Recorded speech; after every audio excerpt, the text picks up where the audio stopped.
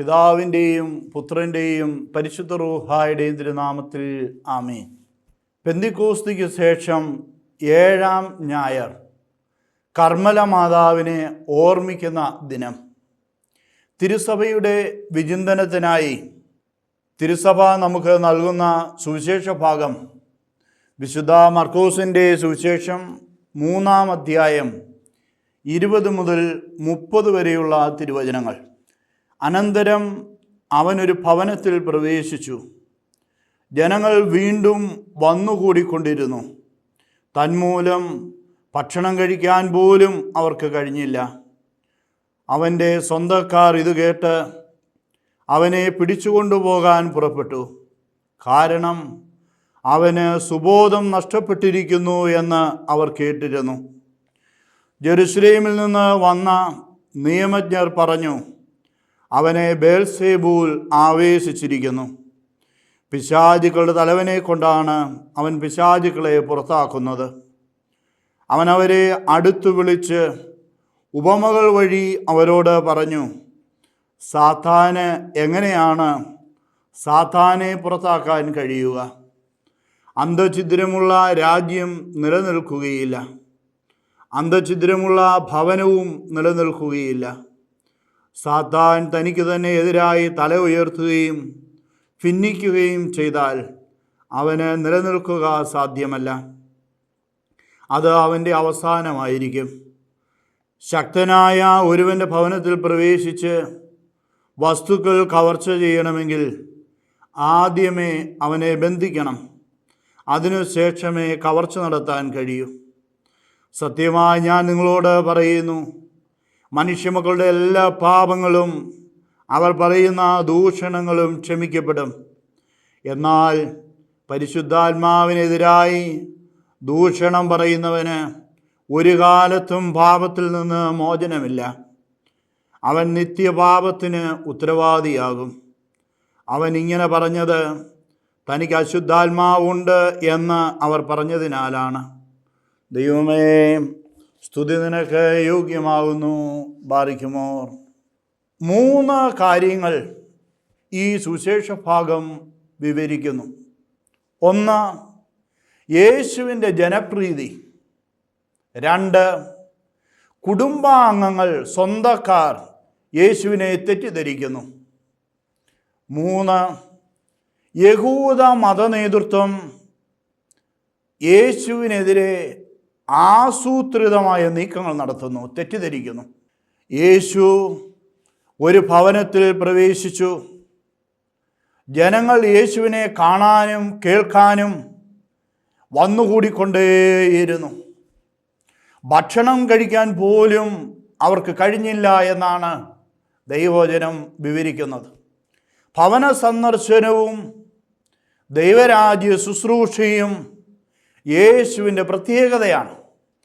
യേശുവിനെ കാണുന്നതിനും കേൾക്കുന്നതിനും ഒഴുകിയെത്തുന്ന ജനം യേശുവിൻ്റെ ജനപ്രീതിയും കാപട്യമില്ലാത്ത നേതൃത്വ ശുശ്രൂഷയും വെളിപ്പെടുത്തുന്നു. ഭക്ഷണം കഴിക്കാൻ പോലും കഴിയാത്ത ദൈവരാജ്യ ശുശ്രൂഷ വെളിപ്പെടുത്തുന്നത് ദൈവജനത്തോട് യേശുവിനുണ്ടായിരുന്ന പ്രതിബദ്ധതയാണ്.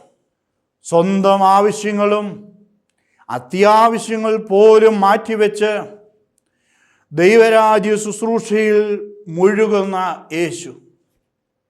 ഭക്ഷണം ഒരുവൻ്റെ അത്യാവശ്യമാണ്, പക്ഷെ അതുപോലും അവന് സാധിക്കുന്നില്ല. കാരണം ജനങ്ങൾ യേശുവിനെ കാണാനും കേൾക്കാനും അവൻ്റെ സ്പർശനം ഏറ്റുവാങ്ങാനും ഒഴുകിയെത്തിക്കൊണ്ടിരിക്കുകയാണ്. വിശ്രമമില്ലാതെ ദൈവരാജ്യ ശുശ്രൂഷയിൽ മുഴുകുന്ന യേശു ദൗത്യ നിർവഹണത്തിലുള്ള തൻ്റെ പ്രതിബദ്ധത വെളിപ്പെടുത്തുന്നു. ജനശ്രദ്ധ നേടിയ യേശുവിന് നേരെ ആരോപണങ്ങളും പ്രത്യാരോപണങ്ങളും ഉണ്ടാവുക തികച്ചും സ്വാഭാവികമാണ്. യേശുവിനുള്ള ജനവികാരത്തെ പോലും മാനിക്കാത്ത പ്രതിയോഗികളാണ് ഇവിടെ യേശുവിനെ തെറ്റിദ്ധരിക്കുന്ന സ്വന്തക്കാരും യഹൂദ മത നേതൃത്വവും. സ്വന്തക്കാർ കുടുംബാംഗങ്ങളാണ്. ഒരു വശത്ത് വിശ്രമമില്ലാത്ത യേശുവിൻ്റെ ശുശ്രൂഷയും ജനപ്രീതി ഉണ്ടാക്കുന്ന ശത്രുതാ മനോഭാവവും യേശുവിനെക്കുറിച്ച് ചമച്ചുവിടുന്ന തെറ്റിദ്ധാരണാജനകമായ വാർത്തകളും കുടുംബാംഗങ്ങളെ അസ്വസ്ഥതപ്പെടുത്തിയിട്ടുണ്ടാകാം. പക്ഷേ സ്വന്തക്കാർ കുടുംബാംഗങ്ങൾ തെറ്റിദ്ധരിക്കുന്നു എന്നുള്ളത് കൂടുതൽ വേദനാജനകമാണ്. യേശുവിന് സുബോധം നഷ്ടപ്പെട്ടു എന്ന വാർത്ത പ്രതിയോഗികൾ പടച്ചുവിട്ടതാണ്. സുബോധം നഷ്ടപ്പെട്ടവരെ വിളിച്ചുകൊണ്ടു പോവുക സാധ്യമല്ല. അതുകൊണ്ടാണ് കുടുംബാംഗങ്ങൾ യേശുവിനെ പിടിച്ചുകൊണ്ടുപോകുവാൻ പുറപ്പെട്ടത്. ബലമായി പിടിച്ചുകൊണ്ടു പോവുക എന്നർത്ഥമുള്ള ക്രത്തേസായി എന്ന ഗ്രീക്ക് വാക്കാണ് ഇവിടെ ഉപയോഗിച്ചിരിക്കുന്നത്. യേശുവിന് സുബോധം നഷ്ടപ്പെട്ടിരിക്കുന്നു എന്ന കിംവദന്തി കേട്ട് യേശുവിനെ പിടിച്ചുകൊണ്ടുപോകുവാൻ നസറേത്തിൽ നിന്നും പുറപ്പെട്ട സ്വന്തക്കാർ എത്തിച്ചേരും മുൻപ് ജെറുസലേമിൽ നിന്ന് വന്ന നിയമജ്ഞർ ഗുരുതര ആരോപണങ്ങളുമായി യേശുവിൻ്റെ അടുത്തെത്തി ജനങ്ങളെ തെറ്റിദ്ധരിപ്പിക്കുന്നു. യേശുവിൻ്റെ ജനപ്രീതിയിൽ അസ്വസ്ഥരായവരുടെ ആസൂത്രിത നീക്കമാണ് തെറ്റിദ്ധാരണ പരത്തി ദൈവശുശ്രൂഷ തടസ്സപ്പെടുത്തി യേശുവിനെ ബന്ധിക്കുവാനുള്ള ശ്രമം. ദൈവജന ശുശ്രൂഷയിൽ ജനപ്രീതി നേടുന്ന ആർക്കും ഇന്നല്ലെങ്കിൽ നാളെ നേരിടാവുന്ന ഗുരുതര പ്രതിസന്ധി സുവിശേഷകൻ ഇവിടെ വിവരിക്കുന്നു. ദൈവരാജ്യ ശുശ്രൂഷയിൽ അകപ്പെട്ടിരിക്കുന്ന പ്രവാചകതുല്യരായ വിശുദ്ധ ജന്മങ്ങൾ എക്കാലവും ലോകത്തിൻ്റെ പ്രതിക്കൂട്ടിലാണ്. എന്തിനേറെ തിരുസഭ പോലും തെറ്റിദ്ധരിച്ച വിശുദ്ധ ജന്മങ്ങൾ പ്രതിക്കൂട്ടിലായി പരീക്ഷണ നിരീക്ഷണങ്ങളിലൂടെ വിശുദ്ധിയുടെ ഒളിമങ്ങാത്ത വെളിച്ചം ഇന്നും തൂകുന്നുണ്ട്. ജെറുസലേമിൽ നിന്ന് വന്ന നിയമജ്ഞർ യഹൂദ ദൈവശാസ്ത്രജ്ഞരാണ്. ജെറുസലേം യഹൂദമതത്തിൻ്റെ തലസ്ഥാനമാണ്. ഇക്കൂട്ടർ യേശുവിൻ്റെ അത്ഭുത പ്രവൃത്തികളെക്കുറിച്ച് അന്വേഷിക്കാൻ നിയോഗിക്കപ്പെട്ട ഔദ്യോഗിക സംഘമാണ്. അന്വേഷണ സംഘത്തിൻ്റെ നിഗമനം യേശുവിനെ ബേൽസെബൂൾ ആവേശിച്ചിരിക്കുന്നു, പിശാചുക്കളുടെ തലവനെ കൊണ്ടാണ് അവൻ പിശാചുക്കളെ പുറത്താക്കുന്നത് എന്നതാകുന്നു. സോളമൻ്റെ നിയമം, ടെസ്റ്റമെൻ്റ് ഓഫ് സോളമൻ 3-ാം അധ്യായം 1 മുതൽ 6 വരെയുള്ള വാക്യങ്ങളിൽ ബേൽസെബൂൾ അശുദ്ധാത്മാക്കളുടെ തലവനാണ് എന്ന് പറയുന്നുണ്ട്. ദൈമോൺ എന്ന ഗ്രീക്ക് പദത്തിൽ നിന്നാണ് ഡീമൺ, പിശാച് എന്ന പദം ഉണ്ടായത്. മെസൊപ്പൊട്ടോമിയ അവിശ്വാസങ്ങളുടെ അന്ധവിശ്വാസങ്ങളുടെ ഇരിപ്പിടമായിരുന്നു. മെസൊപ്പൊട്ടോമിയൻ ലിഖിതങ്ങളിൽ ധാരാളം പിശാചുക്കളുടെ പേരുകൾ രേഖപ്പെടുത്തിയിട്ടുണ്ട്. മെസൊപ്പൊട്ടോമിയൻ സാഹിത്യത്തിൽ നിന്നും ചിത്രകലയിൽ നിന്നും ലഭിച്ച അറിവിൻ്റെ അടിസ്ഥാനത്തിലാണ് മധ്യകാല ക്രൈസ്തവ സാഹിത്യത്തിലും ചിത്രകലയിലും പിശാച് ചിത്രീകരിക്കപ്പെട്ടത്. മനുഷ്യവർഗത്തിനു നേരെ തിന്മ പ്രവർത്തിക്കുന്ന ദുഷ്ട അരൂപിയാണ് പിശാചുക്കൾ. അതിന്നും പ്രവർത്തിക്കുന്നു, പിശാചുണ്ട്. യേശുവിൻ്റെ സൗഖ്യദായക ശുശ്രൂഷയിലെ ഒരു പ്രധാന ഘടകം മനുഷ്യരിൽ നിന്നും ദുഷ്ട അരൂപിയെ പുറത്താക്കലാകുന്നു. ശാരീരികവും മാനസികവുമായ പല രോഗങ്ങൾക്കും കാരണം പിശാച് ബാധയായിരുന്നു. അപസ്മാരം അശുദ്ധാത്മാക്കളുടെ ആവാസമായി കരുതിയിരുന്നു. ഗരസേനരുടെ നാട്ടിൽ യേശു പിശാച് ബാധിതനെ സുഖപ്പെടുത്തി. മഗ്ദലേന മറിയത്തിൽ നിന്ന് 7 പിശാചുക്കളെ യേശു പുറത്താക്കി. യഹൂദ നേതാക്കൾ പച്ചമരുന്ന് ഉപയോഗിച്ചാണ് ഭൂതോച്ചാടനം നടത്തിയിരുന്നത്. പുറത്തു വരിക എന്ന ശാസനയിലൂടെ ദൈവിക അധികാരം ഉപയോഗിച്ചാണ് യേശു പിശാചുക്കളെ പുറത്താക്കിയത്. യേശു ശിഷ്യന്മാർ യേശു നാമത്തിലാണ് പിശാചുക്കളെ പുറത്താക്കിയിരുന്നത്. ഇന്നും തിരുസഭ പൈശാചിക ശക്തികളെ പുറത്താക്കുന്നത് ഏറ്റവും ശക്തിയേറിയ യേശു നാമത്തിലാണ്. യാക്കോബിൻ്റെ ലേഖനം 2-ാം അധ്യായം 19-ാം തിരുവചനം, പിശാചുക്കളും ദൈവം ഏകനാണെന്ന് വിശ്വസിക്കുന്നു. ദൈവം മുൻപിൽ ഭയത്തോടെ നിൽക്കുന്ന പിശാചുക്കൾ യേശുവിനെ രക്ഷകനായി കാണുന്നില്ല. വെളിപാട് പുസ്തകത്തിൽ സർപ്പത്തിൻ്റെ വായിൽ നിന്നും മൃഗത്തിൻ്റെ വായിൽ നിന്നും കള്ളപ്രവാചകൻ്റെ വായിൽ നിന്നും 3 അശുദ്ധാത്മാക്കൾ പുറപ്പെട്ടു എന്ന് പറയുന്നുണ്ട്. ജോബിൻ്റെ പുസ്തകം 1-2 അധ്യായങ്ങൾ സാത്താൻ എന്ന വാക്കിന് കുറ്റം വിധിക്കുന്നവൻ, എതിരാളി എന്നാണ് അർത്ഥം. എക്രോൻകാർ ആരാധിച്ചിരുന്ന ഒരു ദേവനാണ് ബേൽസെബൂൽ. 2 രാജാക്കന്മാർ 1-ാം അധ്യായം 2 മുതൽ 16 വരെയുള്ള തിരുവചനങ്ങളിൽ ഈ വിവരണം കാണാം. നിയമജ്ഞർ സാത്താനെ സൂചിപ്പിക്കാൻ ഉപയോഗിച്ചിരുന്ന അപരനാമമായ ഒരു സംജ്ഞയാണ് ബേൽസെബൂൽ എന്ന പ്രയോഗം. മത്തായിയുടെ സുവിശേഷം 10-ാം അധ്യായം 25-ാം തിരുവചനത്തിലും വിശുദ്ധ ലൂക്കായുടെ സുവിശേഷം 11-ാം അധ്യായം 15-ാം തിരുവചനത്തിലും യേശുവിനെതിരെ 2 ആരോപണങ്ങളാണ് പ്രതിയോഗികൾ ഉന്നയിക്കുന്നത്. ഒന്ന്, അവനിൽ യേശുവിൽ അശുദ്ധാത്മാവ് ബേൽസെബൂൽ ആവേശിച്ചിരിക്കുന്നു.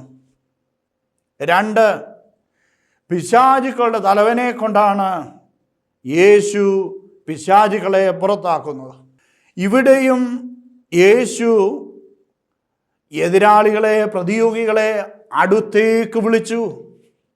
യേശുവിന് ശത്രുക്കളില്ല. അവൻ പ്രതിയോഗികളെ അടുത്തേക്ക് വിളിച്ചു, അരികെ വിളിച്ചു. എന്നിട്ട് അവരോട് സംവാദത്തിൽ ഏർപ്പെടുകയാണ്. സംവാദം പുതിയൊരു മനസ്സിലാക്കി കൊടുക്കൽ അവർക്ക് നൽകുകയാണ്. പുതിയൊരു അണ്ടർസ്റ്റാൻഡിങ് അവർക്ക് പകരുകയാണ്. യേശു എന്നിട്ട് ഉപമകൾ വഴിയാണ് പ്രതിയോഗികൾക്ക് മറുപടി നൽകുന്നത്. പ്രതിയോഗികളായ നിയമജ്ഞരെ അടുത്ത് വിളിച്ച് ഉപമകൾ വഴി സംസാരിക്കുന്ന യേശുവിൻ്റെ പെരുമാറ്റം ഉന്നതവും സൗമ്യവും സത്യം ബോധിപ്പിക്കുന്നതും എല്ലാവിധത്തിലുള്ള ജനാധിപത്യ മര്യാദകളുടെയും ഉത്തുംഗ ശൃംഗവും അവരുടെ പ്രതിയോഗികളുടെ മാനസാന്തരം ആവശ്യപ്പെടുന്നതുമാണ്. പ്രതിയോഗികളെ ശത്രുക്കളായി കാണാത്ത യേശു തുറവിയോടെ സത്യം സംവേദനം ചെയ്യപ്പെടാൻ ആഗ്രഹിക്കുന്നു. 24 മുതൽ 27 വരെയുള്ള തിരുവചനങ്ങൾ 2-ാമത്തെ ആരോപണം പിശാചുക്കളുടെ തലവനെ കൊണ്ടാണ് യേശു പിശാചുക്കളെ പുറത്താക്കുന്നത് എന്നതിനെ ഖണ്ഡിക്കുന്നു. 1, സാത്താനെ പുറത്താക്കുവാൻ കഴിയുകയില്ല. 2, അന്തഛിദ്രമുള്ള രാജ്യവും ഭവനവും നിലനിൽക്കുകയില്ല. 3, സാത്താൻ തനിക്കു തന്നെ എതിരായി തല ഉയർത്തുകയും ഭിന്നിക്കുകയും ചെയ്താൽ അവന് നിലനിൽക്കുക സാധ്യമല്ല. അന്തഛിദ്രമുള്ള രാജ്യവും ഭവനവും എന്ന് പറയുന്നത് ഹെറോദേസിൻ്റെ കുടുംബത്തെയും രാജ്യത്തെയുമാണ്. യേശുവിനെതിരെയുള്ള നടപടികൾ ആരംഭിക്കുന്നത് അവിടെയാണ്. യേശുവിനെതിരെയുള്ള ആസൂത്രിത നീക്കങ്ങളുടെ കേന്ദ്രം അവിടെയാണ്. യേശു പിശാചുക്കളെ ദൈവിക ശക്തിയാൽ പുറത്താക്കുന്ന ദൈവമാണ്. ഹെറോദേസിൻ്റെ സാമ്രാജ്യം സാത്താൻ്റെ സാമ്രാജ്യമാണ്. കാരണം അത് ദൈവഹിതത്തിനെതിരാണ്. ദൈവഹിതത്തിനെതിരായുള്ള പ്രവൃത്തി പൈശാചികമാണ്. അത് മനുഷ്യൻ്റെ സമഗ്ര പുരോഗതിയെ തടസ്സപ്പെടുത്തുന്നു. അത് സുവിശേഷത്തിൻ്റെ ചലനാത്മകതയെ നശിപ്പിക്കുന്നു.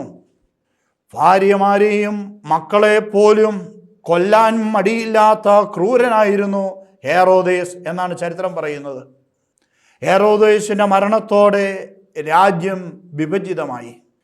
AD 70 റോമുമായുള്ള യുദ്ധത്തിൽ പരാജയപ്പെട്ടു. സാത്താനെതിരെ തിരിഞ്ഞാൽ സാത്താൻ്റെ സാമ്രാജ്യം നശിക്കും. ദൈവരാജ്യം നശിക്കുകയില്ല.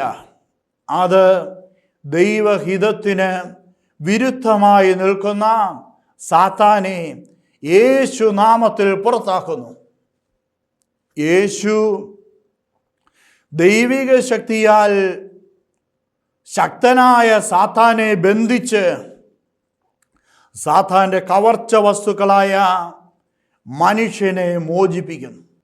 സാത്താൻ്റെ കവർച്ച വസ്തുക്കൾ മനുഷ്യനാണ്. മനുഷ്യനെ ദൈവരാജ്യത്തിനെതിരെ തിരിച്ചുവിടുക എന്ന ആസൂത്രിത നീക്കമാണ് പിശാച് ഇവിടെ നിർവഹിക്കുന്നത്. ദൈവഹിതത്തിന് വിരുദ്ധനാകുവാൻ മനുഷ്യനെ പ്രേരിപ്പിക്കുന്ന ആസൂത്രിത നീക്കം അത് ദൈവരാജ്യത്തിൻ്റെ വ്യാപനത്തെ തടസ്സപ്പെടുത്തുന്നു. സുവിശേഷത്തിൻ്റെ ചലനാത്മകത ഇല്ലാതാക്കുന്നു. സുവിശേഷ സാക്ഷ്യം നശിപ്പിക്കുന്നു. പിശാചിനെ തോൽപ്പിക്കാനും അവൻ്റെ സാത്താനിക സാമ്രാജ്യത്തെ തകർക്കുവാനും യേശുവിന് കഴിയും. യെശയ്യാ പ്രവാചകന്റെ പുസ്തകം 49 അധ്യായം 25 തിരുവചനം. ശക്തനിൽ നിന്ന് അടിമകളെ വിടുവിക്കുകയും സ്വേച്ഛാധിപതിയിൽ നിന്ന് ഇരയെ രക്ഷിക്കുകയും ചെയ്യുന്ന ദൈവത്തിൻ്റെ ദാസനാണ് യേശു. യേശുവിൻ്റെ ഭവന സന്ദർശനം ഒരു വിധത്തിലുമുള്ള കവർച്ചയുടേതല്ല, മറിച്ച് സാത്താനെ ബന്ധിച്ച് ദൈവരാജ്യ സംസ്ഥാപനത്തിനുള്ളതാണ്. പരിശുദ്ധാത്മാവിനെതിരെയുള്ള പാപം അഥവാ നിത്യപാപം ദൈവാത്മാവിൻ്റെ ശക്തിയാൽ യേശു പ്രവർത്തിക്കുന്ന കാര്യങ്ങൾ പിശാചിൻ്റെ ശക്തിയാലാണെന്ന് പറയുന്ന ഹൃദയ കാഠിന്യത്തിൻ്റെ ജൽപ്പനങ്ങളാണ്. പൂർണ്ണ അറിവിലേക്ക് നയിക്കുന്ന പരിശുദ്ധാത്മാ പ്രചോദനത്തെ തള്ളിക്കളയുന്നതാണ് നിത്യപാപമെന്ന് യേശു സത്യമായി ഞാൻ നിങ്ങളോട് പറയുന്നു എന്ന പ്രയോഗത്തിലൂടെ വ്യക്തമാക്കുന്നു. യേശു ശിഷ്യരെ പോലും പൂർണ്ണ അറിവിലേക്ക് നയിച്ചത് പരിശുദ്ധാത്മ പ്രവർത്തനമാണ്. ഏതു പാപവും ക്ഷമിക്കപ്പെടുന്ന പശ്ചാത്താപം, ദൈവകാരുണ്യം സ്വീകരിക്കാനുള്ള ദൈവ കൃപയുടെ വഴി തുറക്കുന്ന പരിശുദ്ധാത്മ പ്രവർത്തനമാണ്. ദൈവ കരുണയായി അവതരിച്ച് പാപമോചനം നൽകി ദൈവരാജ്യ ശുശ്രൂഷ നിർവഹിക്കുന്ന യേശുവിൽ അശുദ്ധാത്മാവുണ്ട് എന്ന് പറഞ്ഞത് പരിശുദ്ധാത്മാവിനെതിരായ ദൂഷണമാണ്, നിത്യപാപമാണ്.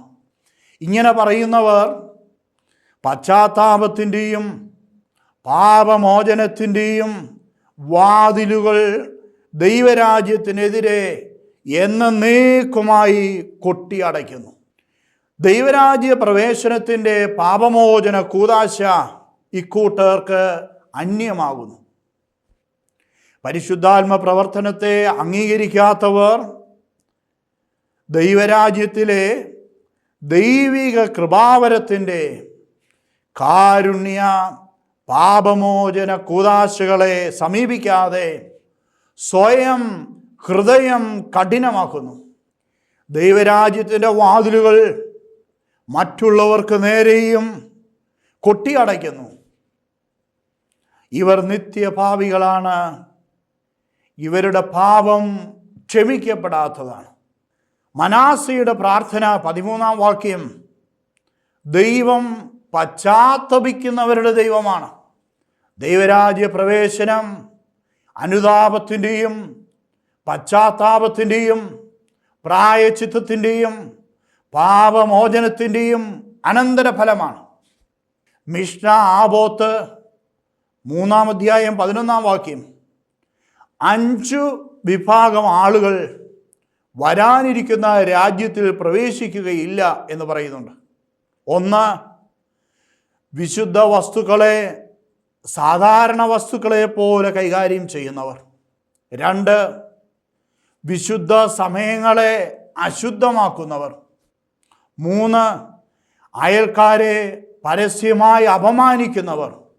4, അബ്രാഹവുമായുള്ള ദൈവിക ഉടമ്പടിയുടെ അടയാളം തന്നിൽ നിന്ന് നീക്കം ചെയ്യുന്നവർ. 5, നിയമപുസ്തകത്തിൽ ദൈവിക പ്രമാണങ്ങൾക്ക് വിരുദ്ധമായ കാര്യങ്ങൾ മറ്റുള്ളവർക്ക് കാണിച്ചു കൊടുക്കുന്നവർ. ഇവയുടെ അടിസ്ഥാനത്തിൽ യേശുവിൽ പ്രവർത്തിക്കുന്ന പരിശുദ്ധാത്മാവിനെ അശുദ്ധാത്മാവായി വീക്ഷിക്കുന്നത് നിത്യപാപമാണെന്ന് യേശു സമർത്ഥിക്കുന്നു. 28ഉം 29ഉം തിരുവചനങ്ങൾ യേശുവിൽ അശുദ്ധാത്മാവുണ്ട്, ബേൽസെബൂലുണ്ട് എന്ന ആദ്യത്തെ ആരോപണത്തെ ഖണ്ഡിക്കുന്നു. കുടുംബാംഗങ്ങൾ അഥവാ സ്വന്തക്കാരും യഹൂദ നേതൃത്വവും ദൈവഹിതം പാലിക്കാത്തവരും ദൈവരാജ്യ ശുശ്രൂഷയെ തടസ്സപ്പെടുത്തുന്നവരും പരിശുദ്ധാത്മ പ്രവർത്തനങ്ങൾക്ക് നേരെ ഹൃദയം കഠിനമാക്കിയവരുമാണ്.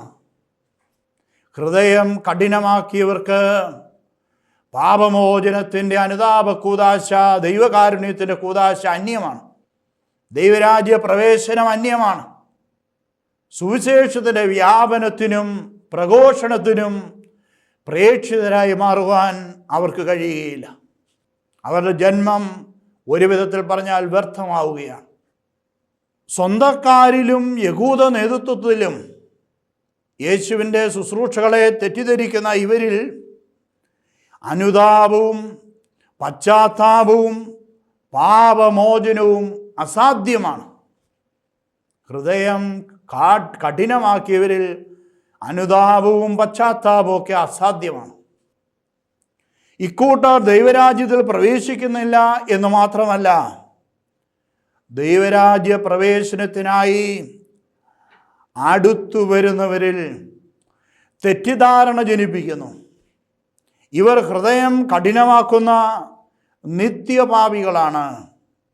ഇവർക്ക് പാപമോചനവും ദൈവരാജ്യ പ്രവേശനവും അസാധ്യമാണ്. പ്രിയപ്പെട്ട സഹോദരങ്ങളെ, യേശുവിനെ ശരിയായി മനസ്സിലാക്കുന്നതിന് നാം ദൈവഹിതത്തോട് സഹകരിക്കണം. ദൈവഹിത അനുവർത്തികളാകുന്നുവെങ്കിൽ മാത്രമേ ദൈവരാജ്യ പ്രവേശനവും ദൈവരാജ്യ ശുശ്രൂഷയും ദൈവരാജ്യത്തിൽ സുവിശേഷത്തിന് സാക്ഷികളുമാകുവാൻ നമുക്ക് കഴിയുകയുള്ളൂ. അതിന് നമുക്ക് ദൈവത്തോട് ചേർന്ന് നിന്ന് പ്രവർത്തിക്കാം. ഹൃദയം കഠിനമാക്കാതിരിക്കാം. കാരുണ്യത്തിൻ്റെ കൂദാശകളെ നമുക്ക് സമീപിക്കാം. പിതാവിൻ്റെയും പുത്രൻ്റെയും പരിശുദ്ധ റൂഹായുടെയും തിരുനാമത്തിൽ ആമീൻ.